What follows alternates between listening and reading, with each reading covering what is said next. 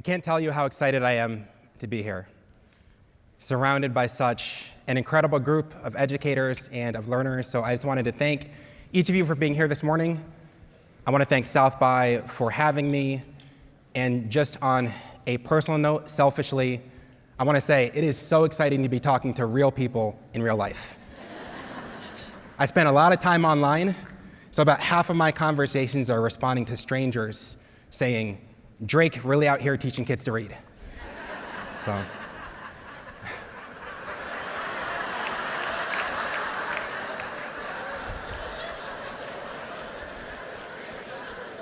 The other half are responding to people asking if my son Bronny is going to the NBA next year. I tell them, I don't know. That's his choice. Now, there's this kid I want you to know about. His name is Jake. And Jake's 9 years old. And right now, as you and I are in this room together, Jake is on his way in from recess. He's out of breath from chasing his buddies around the playground, and he's got one shoe untied. Jake is laughing and he's grinning from ear to ear right until he lands in his seat in Mrs. Blankenship's class. Now, social studies is Jake's favorite subject, but he knows exactly what's coming next. Mrs. Blankenship is going to ask the class to read out loud, and she's starting on his side of the room. Jake closes his eyes. He slides down in his chair, and he hopes that his name won't be called, but he knows that it will. He anxiously counts heads in that classroom, trying to figure out which one of those paragraphs is his, and he practices that thing in his head before he's called on, but it doesn't work. He still stumbles through. His effort is enough to earn a nice try from Mrs. Blankenship and a couple poorly concealed giggles from his classmates, the smart ones. But Jake knows that this isn't good enough. The same thing is going to happen to Jake tomorrow, and the next day, and the next day after that. His academic scores will suffer, and so will his self-esteem, and so will his relationships. Now, I want you to hold Jake in your head, and I want you to multiply Jake by 2,322,890. That is the number of fourth graders in the US who are reading below grade level today. But it's just fourth grade, right? Jake and those other 2.3 million kids will catch up eventually, right? No. But they'll graduate anyways, because that's what we do in America. We'll promote them up and out of the system, even if they're functionally illiterate. That is how we end up with 52 million adults in this country who read below a third grade level.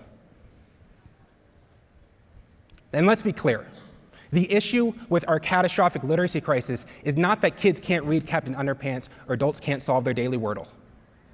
The problem is that low literacy is correlated with lower self-esteem, higher unemployment, decreased earning potential, higher incarceration rates, poorer health outcomes, and decreased overall life satisfaction. But if you keep up with the research, you might be saying to yourself, but Spence, in 2022, the average 9-year-old was performing better than they were 50 years ago, right? Sure, by a whopping 7 points. And when 63% of our 12th graders are graduating high school still not proficient in reading, we're not really going to call that a win, are we?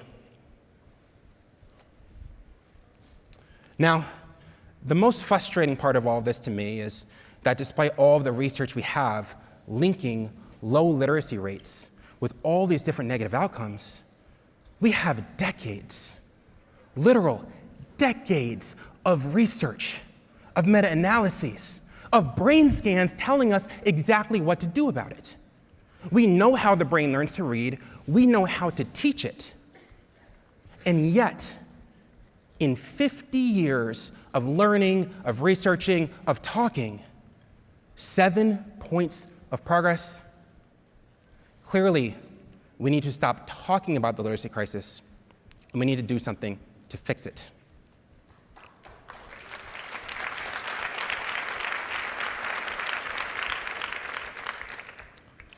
The truth is, in many circles, we talk about the literacy crisis a lot.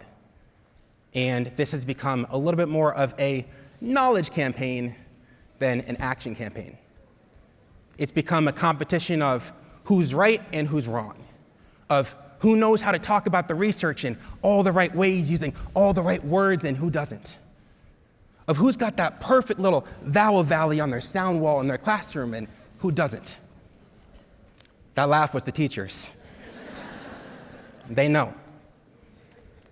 And unfortunately, as adults, educators, academics, researchers continue to fight about the right way to teach reading, our kids continue to lose.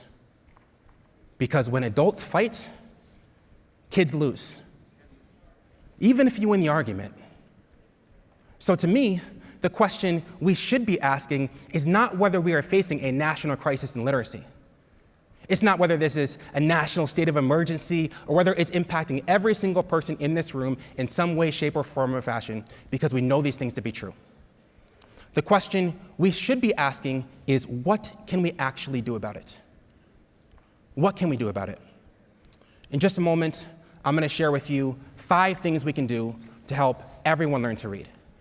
It's going to be super simple, super actionable, based in both research and in practice. But before we get to those 5 things, I've got to tell you about my first failed attempt to try to answer this question for myself, which is, what can I do about it?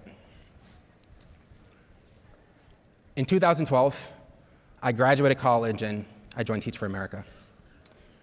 I had read about the achievement gap, the difference between black and white, between rich and poor, between urban and suburban academically, and I wanted to do something about it.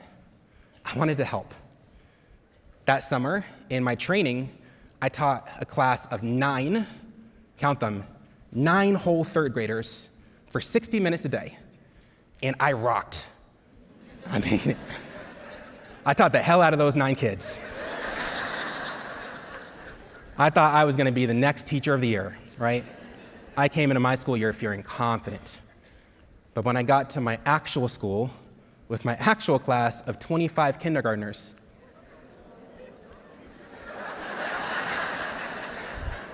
I wish I knew that. Would have saved a lot of time. It was a whole different story. Every morning, I woke up at 5:45 a.m., put on my little pastel tie, hopped in my 2009 used Hyundai Elantra, and I blasted that Lady A album my girlfriend had left in my car the summer before. And for every minute of that 21-minute drive, I hoped that a car or a truck would run me off the road. That's teachers again.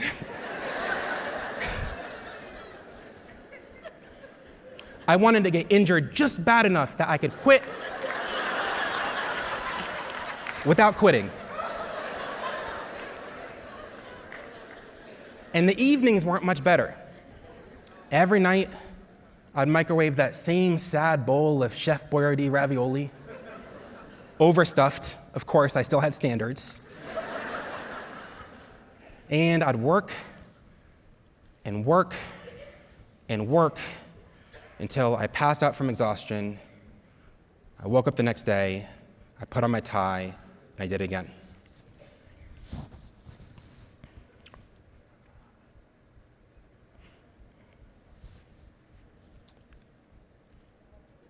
I've blacked out a lot of that year. But there's one morning I will never forget. I go to school sick, as one does, and I bring with me a bottle of Zicam cold medicine, the chewable kind. Now at this point, I feel terrible. So I'm eating these things like candy. And apparently, so was one of my students. Because unbeknownst to me, I had left this bottle on my teacher desk with the cap off, and one of my kindergartners had snuck over while I was teaching and began to consume the tablets. Now, how many tablets did she consume, you ask? That's a wonderful question. I don't know. I didn't see it. But what I did see was the ambulance in my school's parking lot after her severe reaction, and the inside of my principal's office when she told me this was a fireable offense. I was completely devastated, embarrassed, disappointed. To me, the only good news was that my student was okay and that her mom was very understanding. Because the truth was, I was in way over my head. I didn't know what I was doing or how I would make it to the end of that 2-year commitment. As time went on, parents began to pull their kids out of my classroom. So much so that by the time the year ended, I only had 18 students left after starting with 25. So by the time the next year started, I knew it was time to go. My 2-year commitment was coming to an end, and so were my hopes and aspirations of making any sort of meaningful impact in my kids' lives. Technically, I did make an impact. I made a really big impact, y'all. We made an impact. We just didn't make a positive one. And sure, I was improving. I was getting better, but I still wasn't happy. I still wasn't healthy, and I knew somehow I just had to get to the end of that 2nd year and I'd be okay to go. But as I made that important decision to quit, I also made a second, more important decision too. I decided that if I'm going to leave anyways, if I'm going to quit, I might as well do all those things I wanted to do when I had started this job in the first place. And for me, at the top of that list was home visits. And so I printed out this little paper calendar of the next 2 months. I called a parent meeting and asked every parent to fill it in with their name, their home address, and the best time for me to visit. And for the next 60 days, I hit the road. My families and I discussed the best ways to support their kids at home, and we discussed the best ways to support them at school. We talked, we laughed, we shared, we ate some really good home-cooked meals. And not only did I come back from my little tour de Houston with a renewed passion and purpose for my students and for their families, but I came back with a reason to keep teaching, a reason to keep trying. So in year 3, I started my year with home visits, and it was incredible. My classroom was tight, our culture was amazing. The only problem was our academics and our test scores just hadn't quite caught up yet.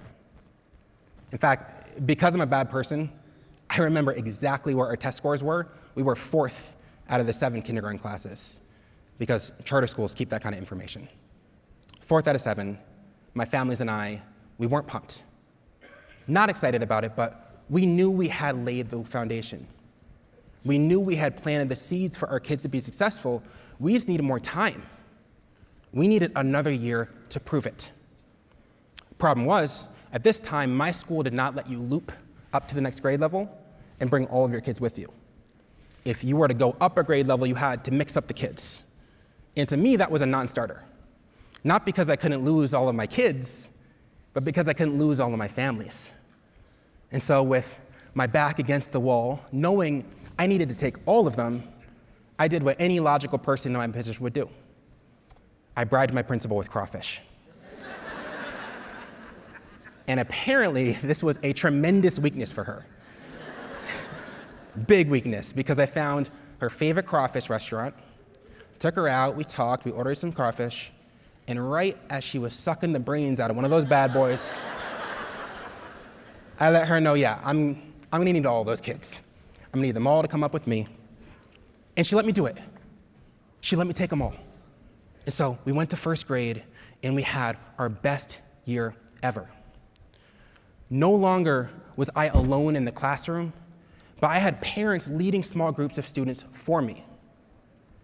No longer was I solely responsible for my children's academic success, but we had parents leading workshops for other parents, telling them what they're doing at home, what's working, what's not working, and encouraging them to get more involved.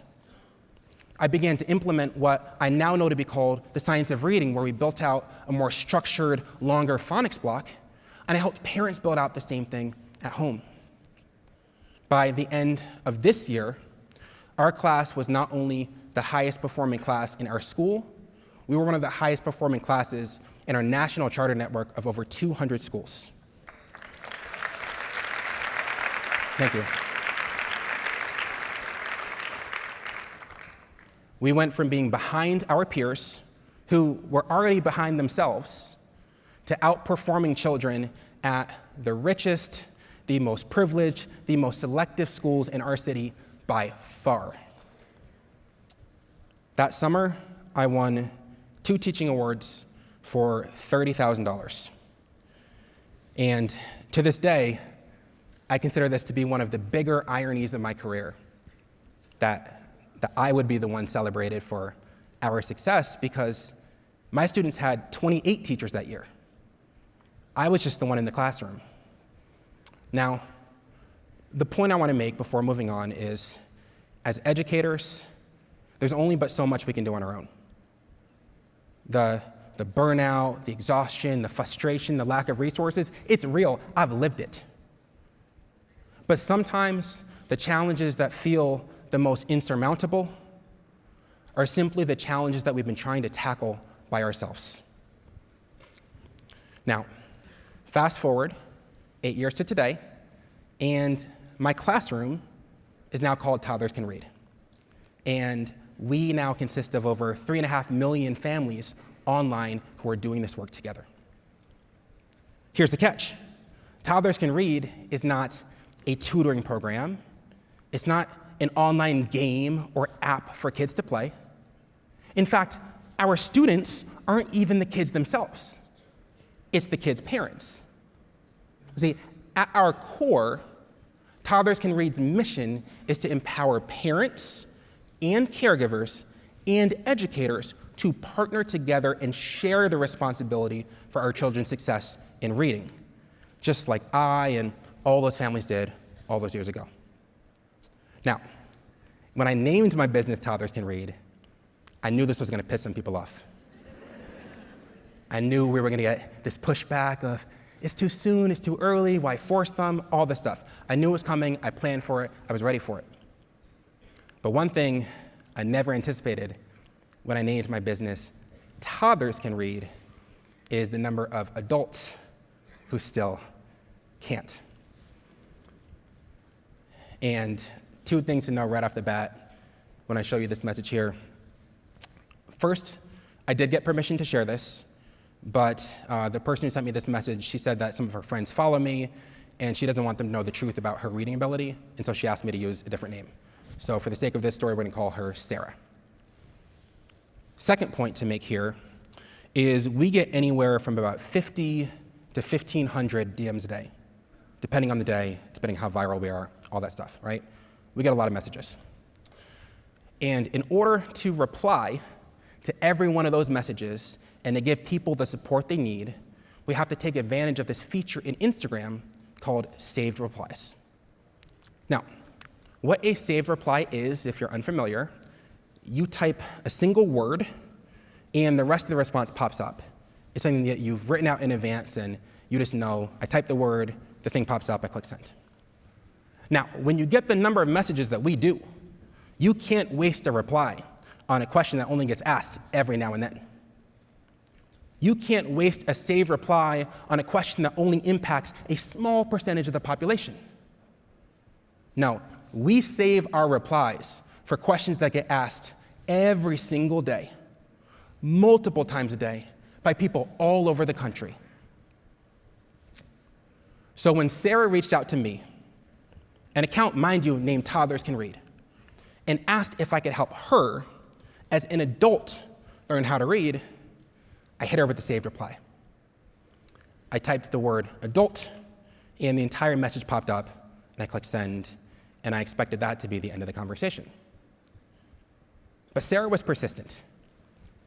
And once I told her that she could send voice messages instead of having to type and spell if that was easier for her, I quickly found out why. Sarah told me how nobody in her family knew that she couldn't read because she didn't want them to know the truth, not even her husband. She told me how when she went to restaurants, she would wait until everybody else at the table ordered, and then she would just pick one of the things that they said because she didn't feel confident reading the menu. Sarah told me that while her toddler was napping, she would go into her room and she'd pick out a children's book and she'd practice reading. Because when her daughter woke up and asked her mommy to read to her, she wanted to be able to do it. So when I tell you that this is a crisis that requires our action, I'm telling you this not because of scores on some fourth grade test, not because of some study that was done 50 years ago. I'm telling you this because reading impacts every aspect of our life, from our career and our ability to make money, to our family and our ability to support our kids, to our self-esteem and our ability to look at ourselves in the mirror and be confident and proud in who we see. Because Sarah's biggest fear is not that her daughter will grow up and fail some fourth grade test. Her biggest fear is that her daughter will grow up and be just like her mom. Unfortunately, I wish I could tell you that she was alone, that this is some kind of isolated incident, but it's not. Because it is not 1 in 100 adults who, like Sarah, is functionally illiterate. It's not 1 in 50. It's not 1 in 20. It's not 1 in 10. But when 1 in 5 adults in our country lacks the basic reading and writing skills necessary to fully participate in our society, we've got to acknowledge and admit that whatever the hell we've been doing up until this point isn't working, and we've got to fix it.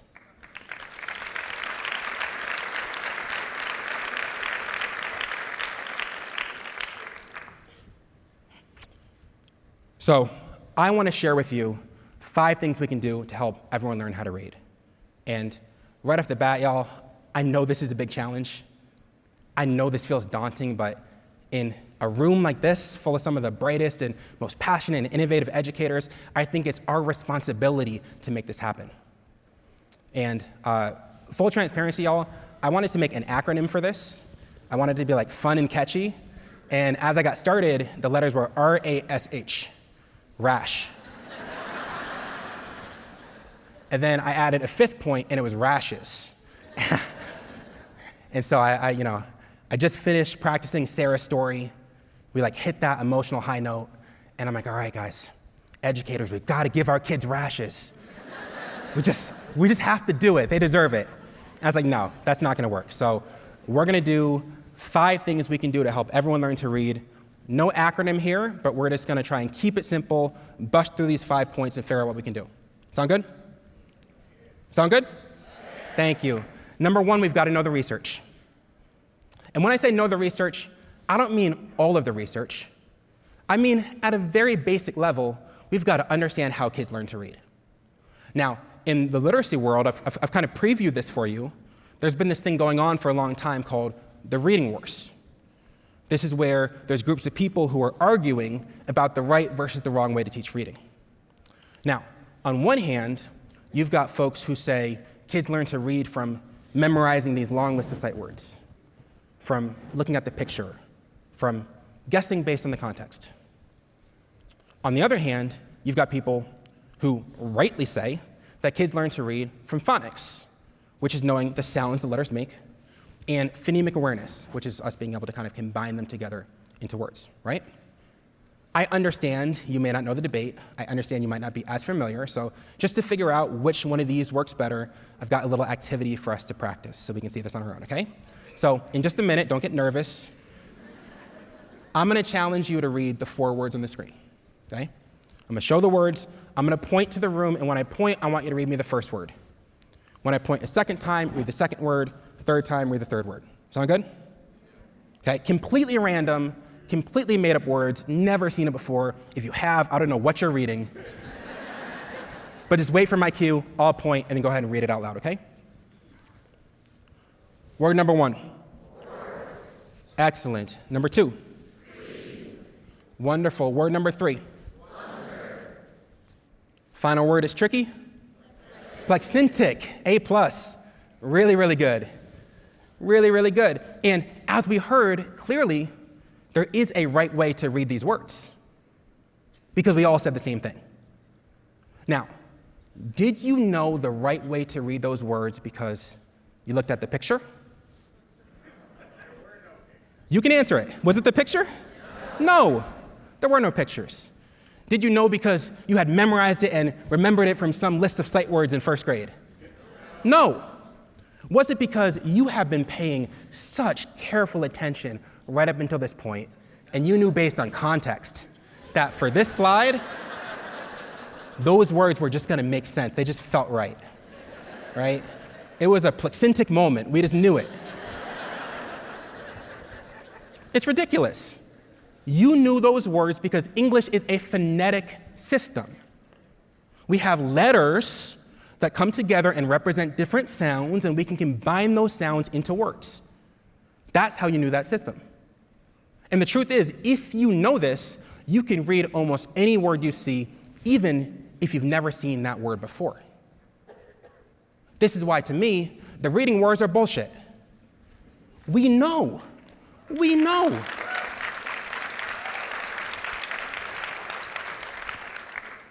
If swears get applause, I'll do more. Just let me know. I've got like 5 more words I use a lot. We know from research, and we know from common sense. We need phonics, we need phonemic awareness, and at a very, very basic level, if we want every child to have a chance of learning how to read, we've got to ditch some of these guessing strategies. We've got to embrace the basic, the foundational level of how kids learn to read, and that's what's going to truly give them a shot. Number 2, stop theorizing, start teaching. Another way to say this is stop talking and do something about it. Now, I want to be very clear here. Just because we know theoretically how reading works doesn't mean we're actually teaching it. You might say to yourself, how in the world could we have so many people who know so much about this, but it's not actually being taught? And the answer is, we got a lot of folks who are still stuck on step number 1, know the research. We are waking up every day on the front lines of that reading war. We're grabbing our Stanley, we're filling it with iced coffee and that little cold foam from TikTok. We don our favorite teaching shirt, Teach, Laugh, Love. We get behind that keyboard and we fire away. We let it rip. In fact, just last week as I was preparing this speech, an account had made a post about me. They had done this post where at the top it said, I follow an account with over 1 million followers. Why can my child still not read? And then they look at the screen and they point, and every time they point, a word pops up. And so it goes like this. It goes, because he doesn't teach phonemic awareness at all. And then they smile and they do this thing like that. And when they do the thing like that, the words pop up, but we do. So at the end they go, but we do. And they smile again, like they had won something. What did they win? Seriously, and more importantly, what do we gain from trying to tear down our fellow educators who are doing this work?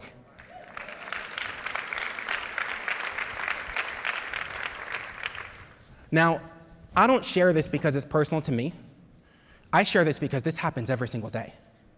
This happens in schools, it happens in classrooms, it happens in PD sessions.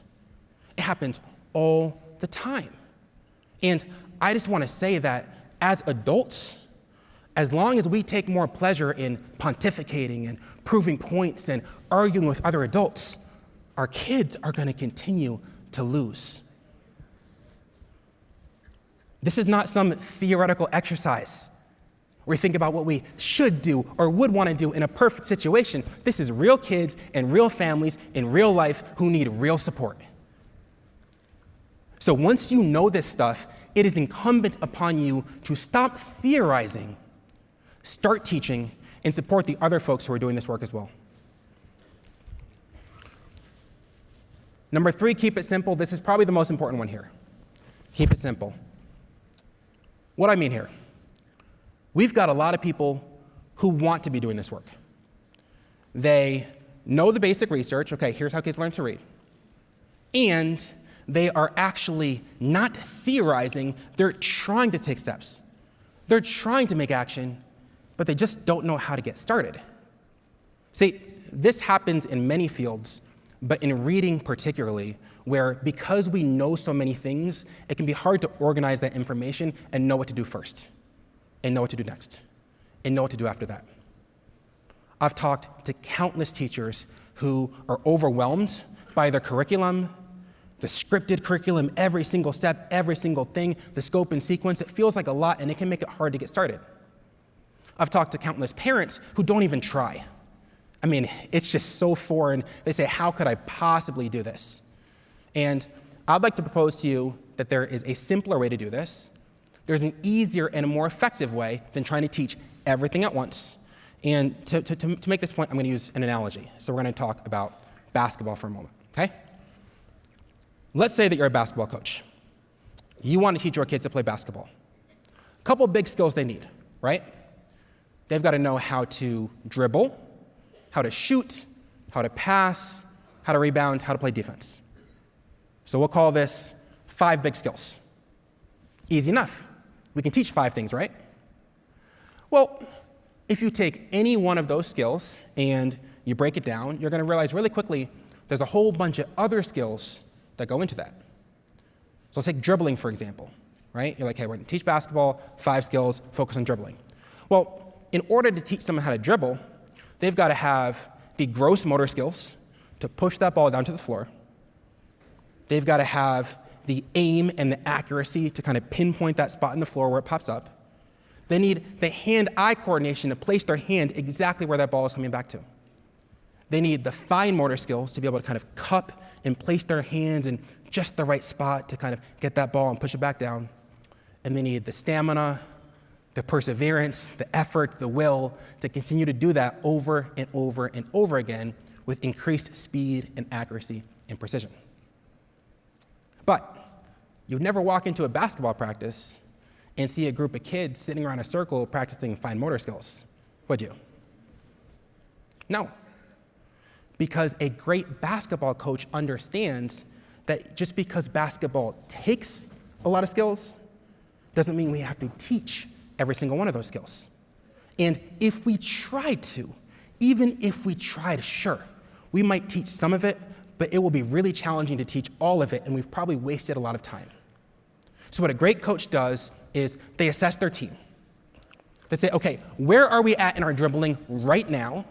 And what is the most effective drill to get us one step further? What is the next thing we need to do to keep making progress, right?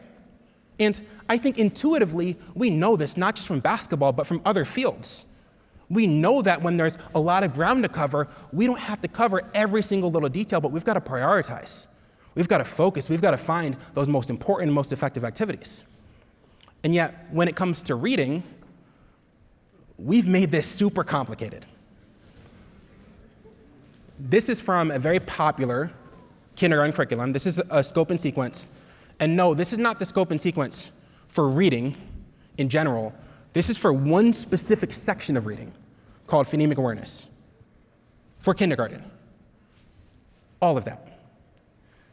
This is what's happening in a lot of schools. We try to teach every single minute detail because we know all this stuff, and then our kids end up being confused because we're not focusing and prioritizing the most important skills. In fact, in 2022, the National Reading Panel, which is a group of 13 experts in literacy, these are the people the science of reading community cites a lot as kind of like these are the people who do it, they released this 449-page report that told us that kids learn phonemic awareness best when they're taught only 1 or 2 skills at a time. Blending and segmenting. That's combining sounds to read, separating them to spell. That's why kids learn best. They said that as soon as we try to teach kids 3 or more phonemic awareness skills, the scores begin to suffer. We're making it too complicated. And because it's kind of my job, it's kind of my thing to explain reading concepts in 60 seconds or less, I'm going to try and just walk you guys through how this is done. And maybe we can just keep this up for a second, because I am sweating quite a bit, and you probably don't need the zoom in on this. Maybe you do, I don't know. I don't know your life. But if you look at this, and you were to look at this as a word, and you wanted to read that word, a couple of very basic things you need, okay? You need to know the sounds these letters make, okay? M, a, t.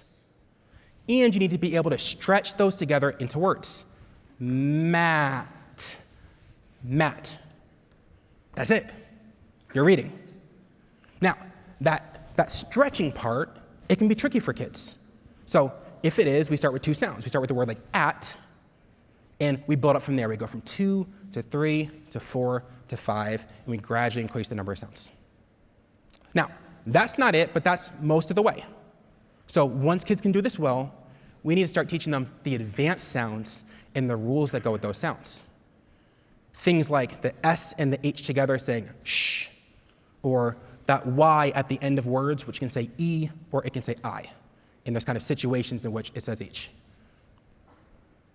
We teach kids those sounds in these little 2 or 3 sound groups. We teach just a little bit of it at a time. We gradually go from easier and more frequent to harder and less frequent. And by the end of that progression, our kids can read increasingly longer and more complex words. That's it. That's how you teach reading. Look what they brought me. Very helpful. I could have done that a couple minutes ago. Now, of course, there's a couple more steps to reading too, right? There's fluency, there is comprehension, there's interest. But at the end of the day, after looking at all those numbers we looked at kids who struggle to read, what do you really think is going to be the best way to help them understand what they're reading? Help them read better. What do you think is going to be the best way to help them enjoy what they're reading? Help them read better. What do you think is going to be the best way to help them read fluently, quickly, accurately, with expression? Help them read better. And I propose the best way to do that is to stop overcomplicating this, keep it super simple, we follow this progression, and if we do, we can help anyone. I don't care the age, we can help anyone learn to read. Number 4, you probably knew this was coming. We've got to partner with parents. Now, quick question for the room. I know that everyone here is kind of in a different section. We have different jobs. We have different ages that we teach. But can you just raise your hand real quick if you are a teacher? Beautiful. Beautiful. Okay, teachers, keep your hand up for 1 second. Thank you. And teachers, what I want you to do is I want you just to keep your hand up if you would be able to find 5 minutes every day to work one-on-one with each of your kids. You got 5 minutes of one-on-one time with everyone in that classroom.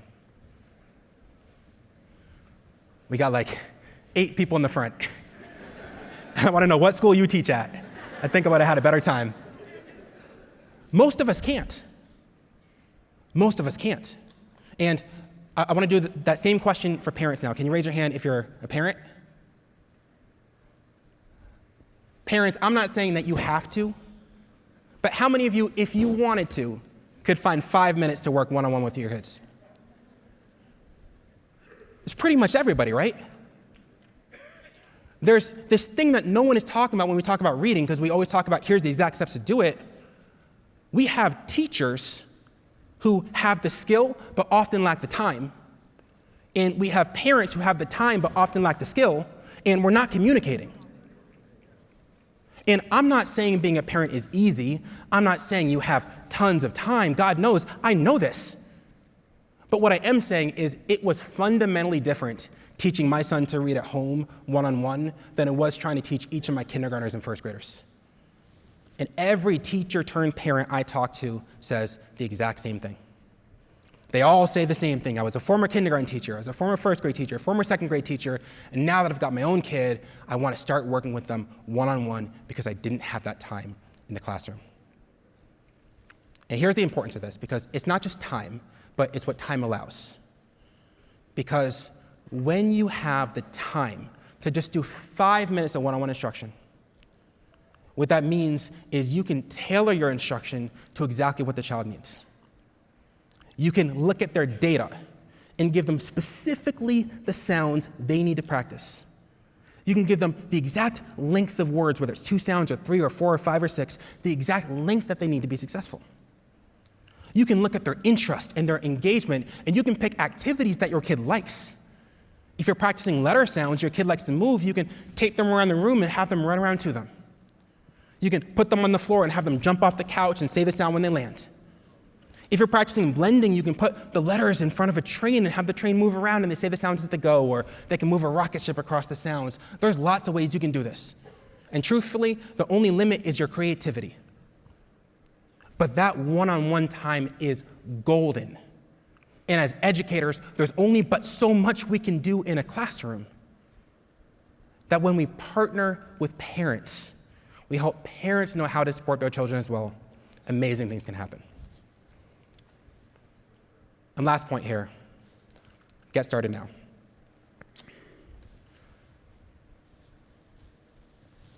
My thing is like toddlers reading, but that's not just the thing. So when I taught my son to read when he was 2, to me it was a no-brainer. I struggled to read growing up. It affected my confidence, it affected my self-esteem. I hated the process. I went from being a kindergartner, a first grader who struggled with reading myself, to teaching kindergartners and first graders who struggled with reading, and I saw the impact it made on them. I married a kindergarten teacher, and as did someone say woo? Let's go. She'll love that. She'll love that. I married a kindergarten teacher, and as 2 kindergarten teachers, we knew the difference it made when a child entered school knowing how to read versus when they didn't. No brainer. We were going to teach our kid to read early, right? Top of our list, reading. We've got, today, millions of families who are trying to do the same thing. And it's not just getting their kids ahead, because everyone thinks of like early reading as like, let's get our kid ahead, let's get this little Einstein, let's get them to Harvard. No, it's not that. We have parents and families everywhere who just want to give their kid a chance. We have people who are looking at their kid and saying they're interested in letters and being read to, and I want them to be able to explore that passion on their own. People looking at their kid and saying they love nonfiction, they like this topic, they like trucks, they like the ocean. I want them to be able to read about it and learn about it on their own. So yes, toddlers can read, and if I had more time, I would tell you exactly how we do it, because it's not much different than those steps I showed you earlier where we said keep it simple. If we keep it simple, they can do it. Now, I said my thing is like kind of toddlers, but it's kind of not. My point here isn't actually about toddlers. My point is that if a toddler can do this, anybody else can too. If we can teach a toddler to read, we can teach a child with disabilities. If we can teach a toddler to read, we can teach a teenager. If we can teach a toddler to read, we can teach an adult. So when I tell you, get started now, I'm not saying like find a 2-year-old and start teaching them. If you want to, follow my page and I'll show you how to do it, right? I'm saying find the person in your life and get started now. Find the toddler, find the kindergartner, find the 4th grader, find the middle schooler, find the high schooler, find the adult, find your spouse, find a grandparent, and teach them. It is rarely ever too early or too late to teach someone how to read. And if you want to do it, I'd encourage you to get started now.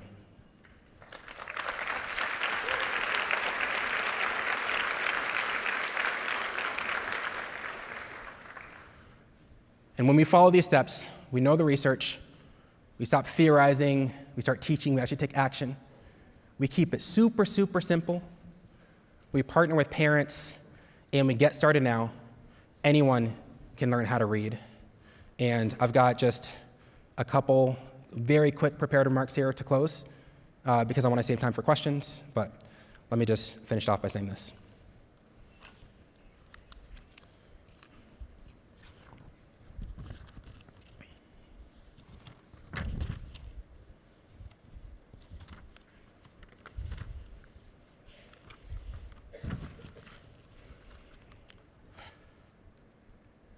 We can learn all the stats we want about how terrible this crisis is.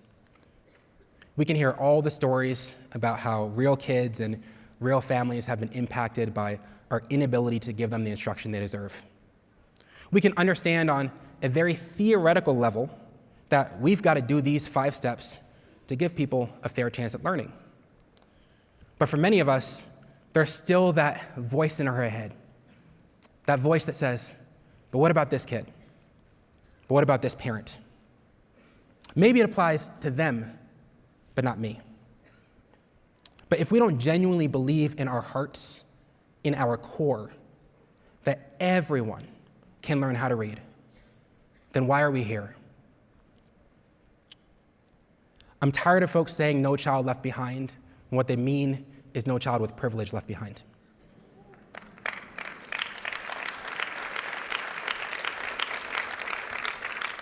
I'm tired of folks saying no child left behind when what they mean is no child without disabilities left behind. And I am tired of folks saying no child left behind when what they mean is no child who looks like mine. Maybe them, but not us. We've got to believe that our kids can do it. And when we know the research, we stop theorizing, we start teaching, we keep it simple, and we partner with parents. Anyone can learn how to read. Because children don't learn to read from talk, they learn to read from action. They don't care how much we know, how many studies we've read, how many degrees we've gotten, or how many arguments we've won. They care whether we can help them understand what those little scribbles on the page means so they can finally go to school feeling confident. And quite honestly, I believe they deserve it. So, as I finish this talk, I want you to know that Jake's mom is watching the live stream on YouTube. She's watching and listening as a room full of some amazing educators hears yet another story of yet another child who can't read. And she's wondering what we're going to do about it. And I promised Jake's mom that I would do this story justice, and I hope that I did.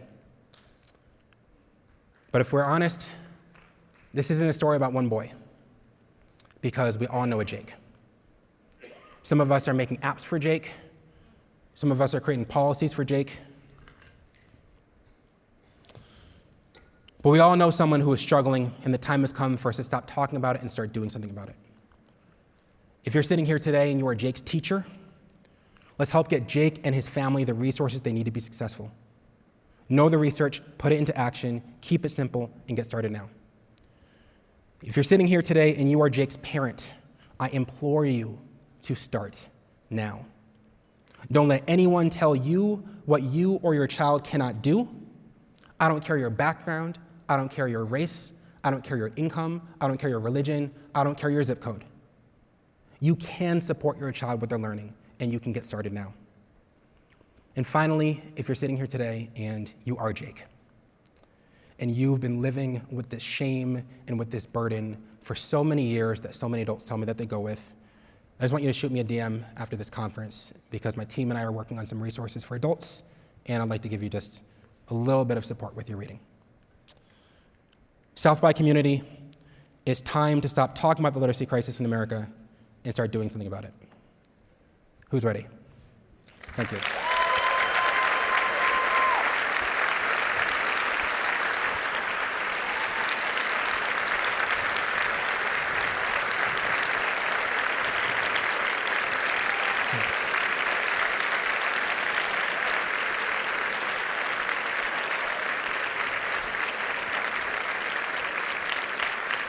I appreciate it.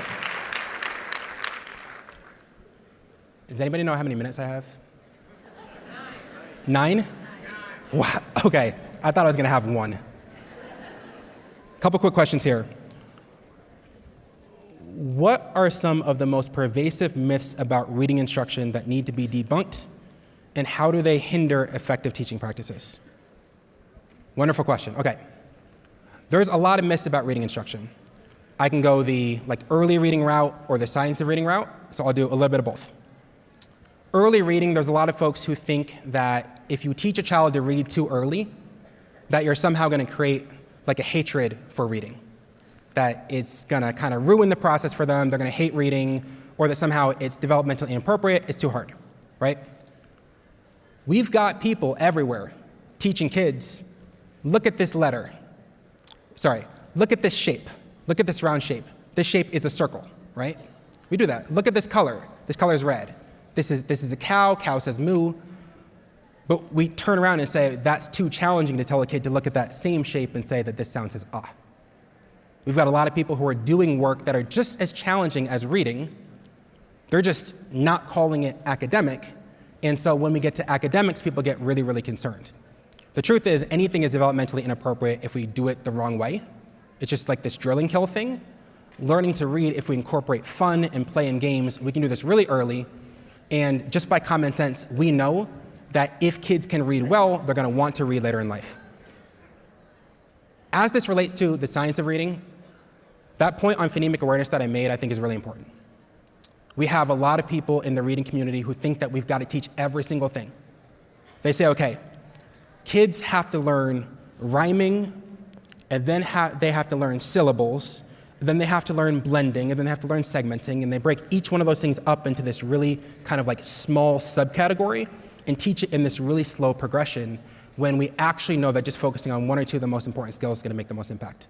So I would say that we've got to kind of get past this idea of more is better and start actually looking at our kids and where they're at and giving them what they need.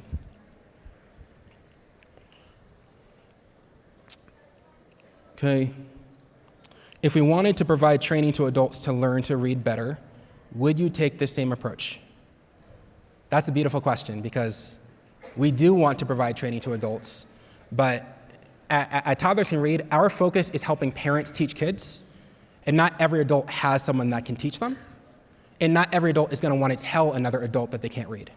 So if we want resources to help adults learn to read, these need to be resources that they can take and watch asynchronously, where they don't need someone there to teach them, but you're going direct to camera. So instead of me like holding a sound and saying, parents, here's how you teach this sound to your kid, it would be holding the sound up and saying, adults, practice saying the sound with me. They need that for the sounds, they need it for blending, they need it for the advanced rules. So similar in the sense that the steps are the exact same, but a little bit different in the sense that we'd have to actually just go directly to camera and let the adults take and do that learning at their own pace. I'll do one more question here. What does parental involvement look like when the parents of the children may not be literate themselves? Love this question.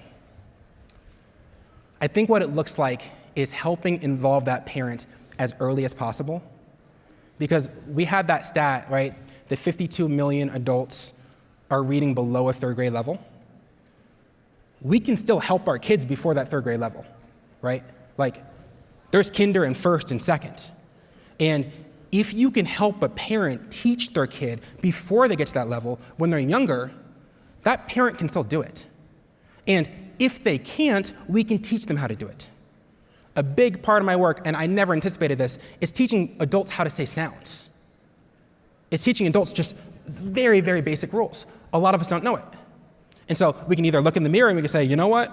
They're illiterate, they can't learn, let's not even waste our time. Or we can say, if a 5-year-old can learn this, if a 4-year-old can learn this, an adult can learn it too. So let me teach them how to do it and let them teach their kid. But it's going to be much easier to have an illiterate adult helping a kid at 3 or 4 or 5 or 6 than trying to have them jump in and help that kid at 12 or 13 or 14 when maybe their reading has progressed beyond their ability. So I appreciate the questions. I appreciate y'all being here. Thank you for your time.